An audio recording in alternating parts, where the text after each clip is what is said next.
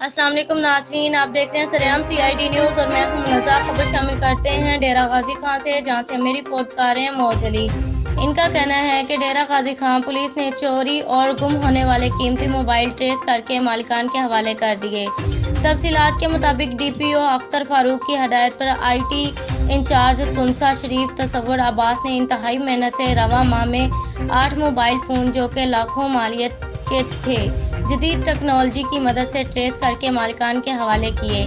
ان میں سے کچھ موبائل ایسے بھی تھے جن کو چوروں نے 18 ماہ بعد استعمال کیے، جو کہ ٹریس ہو گئے۔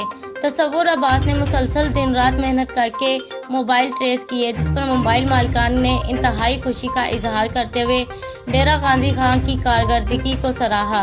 اس موقع پر سعادت علی DSP تنسا نے کہا کہ اختر فاروق district police officer Dera Ghazi Khan کا منشور عوام کی خدمت کرنا اور انہیں بروقت انصاف میسر کرنا ہے۔ مزید اپڈیٹس کے لیے ہماری ویب سائٹ وزٹ کریں www.saryamcidnews.com۔